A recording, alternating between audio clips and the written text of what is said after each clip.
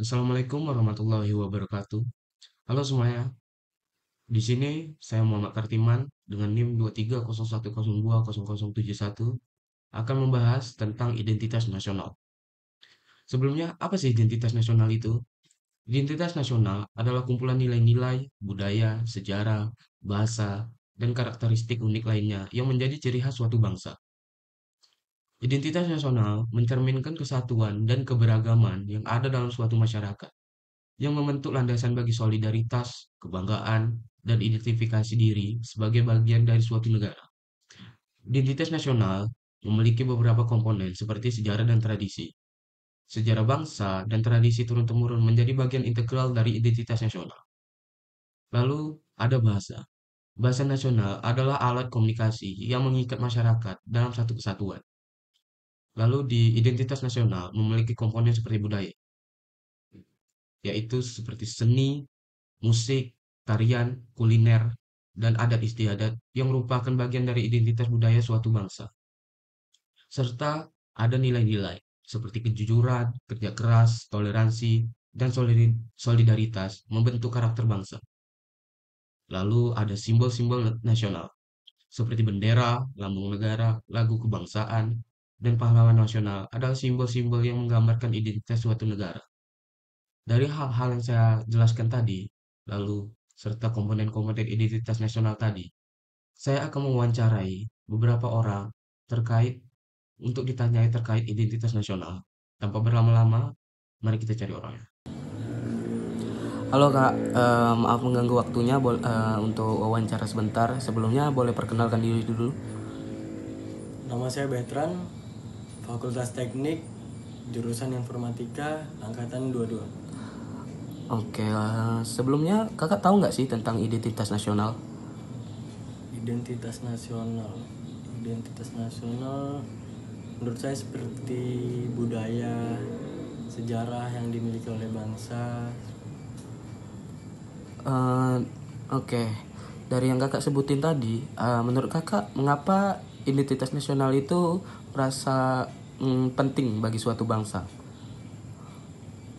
Penting atau tidaknya, menurut saya itu sangat penting karena identitas bangsa itu bagaimana warga bangsa itu sendiri atau warga asing bisa melihat kita dan menilai kita, dan sangat penting sih menurut saya. Oke. Menurut Kakak, bagaimana sejarah dan tradisi mempengaruhi identitas nasional kita? Atau ada peristiwa sejarah tertentu yang Kakak ingat menurut Kakak sangat mempengaruhi identitas bangsa ini? Ada sih, seperti perjuangan kemerdekaan Indonesia nih, dimana tuh jadi peristiwa dan sejarah yang sangat penting untuk bangsa Indonesia. Dan mungkin seperti budaya-budaya atau tradisi yang diturunkan dari generasi ke generasi, jadi sangat penting. Berarti menurut pendapat Kakak tadi, bahasa dan budaya atau sejarah memainkan peran dalam mempertahankan identitas nasional ya. Em, apakah Kakak merasa bahwa bangsa dan budaya kita adalah aset yang penting dalam menjaga identitas bangsa ini? Sorry, tadi gimana, bahasa dan Apakah Kakak merasa bahwa bahasa dan budaya adalah aset yang penting dalam menjaga identitas bangsa ini? penting agar tetap bisa tetap ada koneksi antar generasi dan antar pulau mungkin, jadi pakai bahasa persatuan gitu Indonesia. Oke, sebelumnya segitu aja mungkin. Terima kasih buat Kakak kalau udah mau diwawancara. Oke. Sama-sama. Oke Kak, maaf ganggu waktu ya bentar buat diwawancara. Sebelumnya boleh kenalin diri dulu Kak? Oke, nama saya Fitri Sari dari Prodi Pendidikan Kimia dengan angkatan 23. Oke, sebelumnya Kakak tahu nggak sih tentang identitas nasional? Menurut Kakak, mengapa identitas nasional itu merasa penting bagi suatu bangsa? Kalau menurut saya sendiri, identitas nasional itu seperti lambang negara, terus terus juga seperti bendera merah putih, bendera merah putih di Indonesia. Terus mengapa penting? Karena itu bisa untuk memperkokoh kesatuan kita. Oke. Menurut kakak, bagaimana sejarah dan tradisi mempengaruhi identitas nasional kita? Atau ada peristiwa sejarah tertentu yang kakak ingat? Ada sih yang sangat mempengaruhi itu seperti waktu kita pelajaran dulu IPS ya, itu kan ada membahas nih kalau bahwa Indonesia itu pernah dijajah oleh Belanda dan Jepang. Nah, pahlawan-pahlawan kita sendiri itu telah berjuang untuk kedamaian Indonesia, jadi kita harus mempertahankan kesatuan Indonesia. Apakah kakak merasa bahwa bahasa dan budaya adalah aset yang penting dalam menjaga identitas bangsa ini? Ya itu penting karena budaya kita sangat banyak ya, apalagi bahasanya. Nah, bahasa Indonesia itu kan banyak ya untuk komunikasi sehari-hari. Terus kalau misalnya bahasa daerah itu banyak, cuman yang kita gunakan sekarang itu kan kebanyakan bahasa Indonesia untuk berkomunikasi dengan kawan-kawan.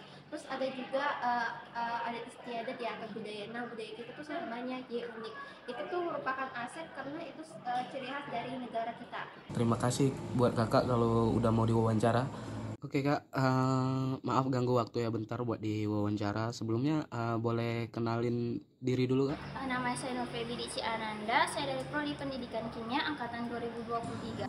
Oke, sebelumnya kakak tahu nggak sih tentang identitas nasional? Menurut kakak, mengapa penting? Menurut saya identitas nasional seperti yang kita ketahui, identitas itu seperti jati diri atau ciri-ciri gitu kan. Identitas nasional itu adalah jati diri dari kayak sebuah negara. Misalnya nasional ini kan Indonesia, jadi jati diri Indonesia gitu. Mengapa sangat penting? Karena jika kita tidak tahu identitas negara kita jadi tidak bisa kayak mengetahui spesifiknya gitulah Indonesia itu seperti apa gitu. Oke. Menurut kakak, bagaimana sejarah dan tradisi mempengaruhi identitas nasional kita? Atau ada peristiwa sejarah tertentu yang kakak ingat? Kalau misalnya sejarah dan tradisi ya, kalau misalnya kita tidak tahu sejarah kita kan kita nggak tahu nih bagaimana Indonesia dijajah, bagaimana terbentuknya Indonesia. Terus itu juga kalau misalnya sejarah yang penting itu ya seperti tadi ada yang sejarah dijajah, terus juga Indonesia merdeka gitu seperti apa gitu. Apakah kakak merasa bahwa bahasa dan budaya adalah aset yang penting dalam menjaga identitas bangsa ini? Penting sih menurut saya karena kan Indonesia ini beragam budaya dan bahasa gitu kan. Jadi kalau misalnya kita bahasa Indonesia, nah tapi kalau misalnya kita tidak ada bahasa Indonesia gitu, kita pasti tidak ngerti dong. Misalnya kakaknya ini orang Padang, saya orang Melayu, saya ngomong bahasa Melayu, kakak bahasa Padang, apakah kita ngerti komunikasinya? Segitu aja mungkin. Terima kasih buat kakak kalau udah mau diwawancara. Baik, melalui wawancara singkat tentang identitas nasional barusan, menarik bukan jawaban-jawaban yang diberikan kakak-kakak tadi? Kesimpulannya adalah bagaimana orang dapat lebih memahami bagaimana individu mengartikan dan menghubungkan diri dengan identitas nasional mereka. Pertanyaan-pertanyaan tersebut juga dapat membuka diskusi tentang sejarah, budaya, dan nilai-nilai yang membentuk identitas nasional.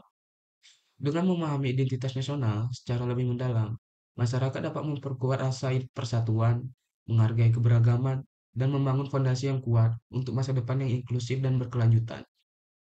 Baik, mungkin sekian saja kesimpulan dari materi identitas nasional yang barusan saya bahas. Selanjutnya, saya akan membahas tentang materi akulturasi. Tanpa berlama-lama, mari kita lanjut ke materi selanjutnya.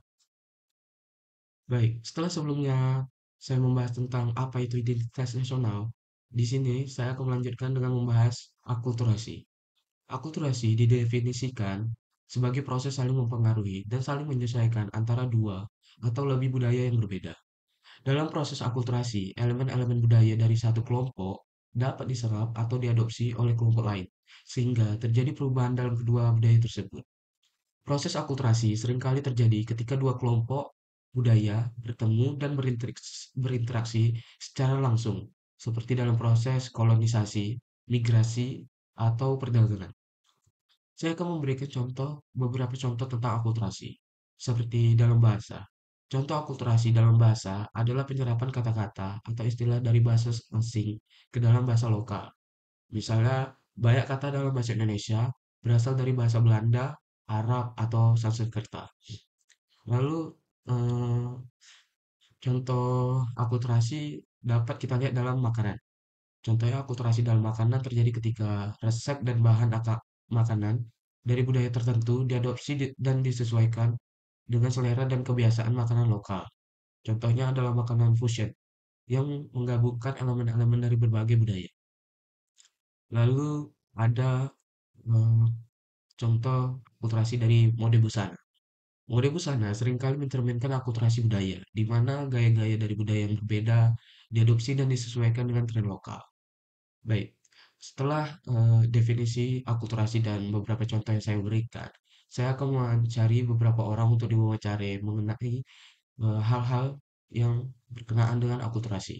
Tanpa berlama-lama lagi, mari kita masuk ke sesi wawancara.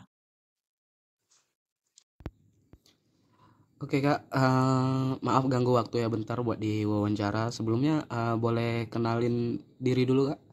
Oke, nama saya Betran dari Fakultas Teknik jurusan Informatika angkatan 22. Oke. Sebelumnya Kakak tahu nggak sih akulturasi itu apa? Akulturasi. Lebih ke definisinya mungkin. Akulturasi itu seperti adanya dua budaya yang berkolaborasi jadi satu gitu, kayak kolaps gitu. Oke. Eh, Menurut Kakak, dari pandangan Kakak tadi, akulturasi itu merupakan fenomena yang menarik nggak sih untuk dipelajari? Menurut saya itu menarik karena keren aja kalau ada dua budaya. Bukan budaya aja sih, kayak bahasa juga bisa tuh. Menarik ya.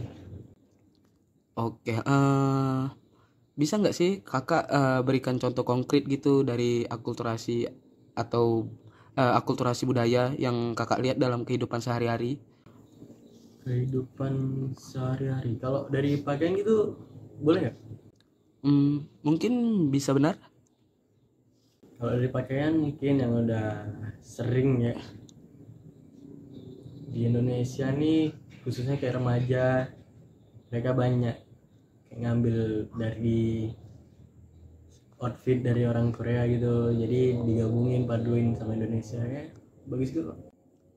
Oke.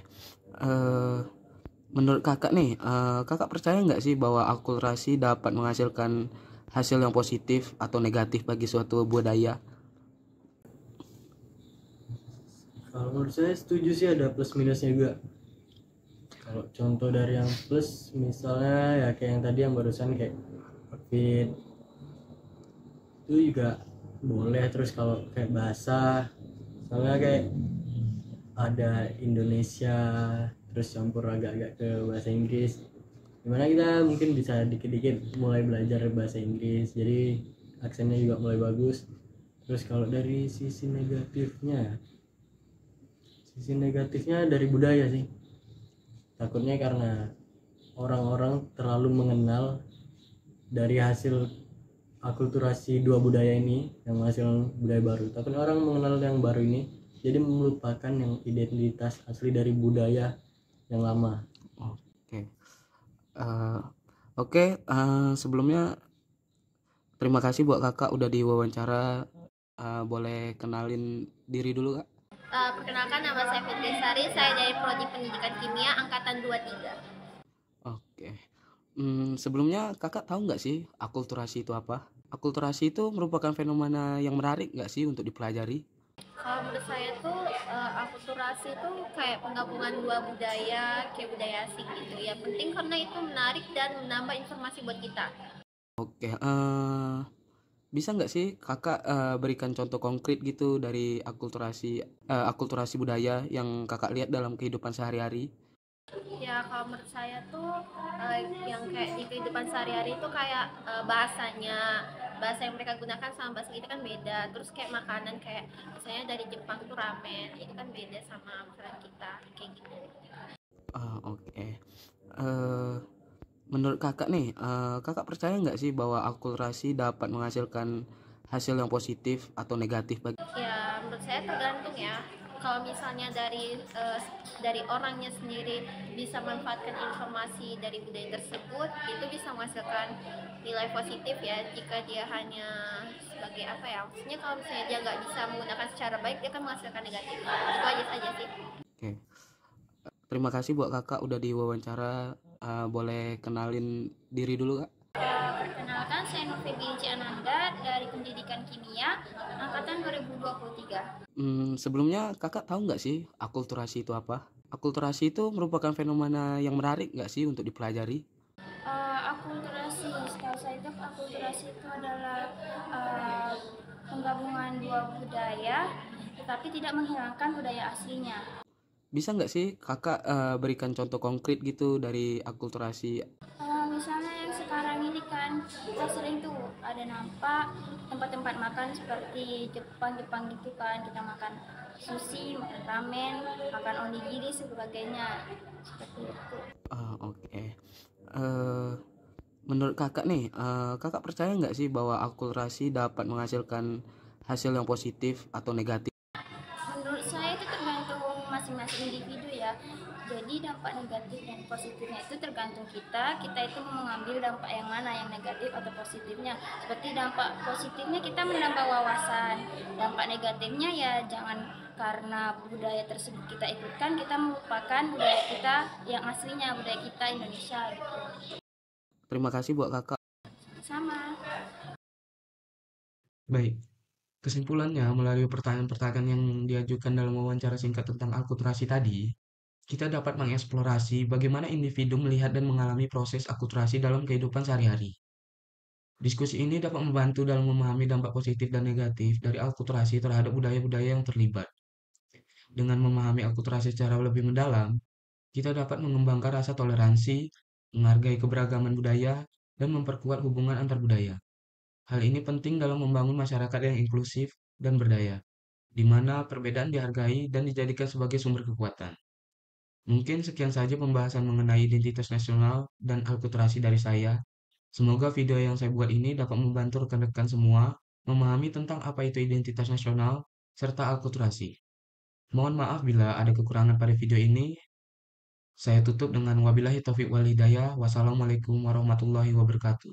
Terima kasih.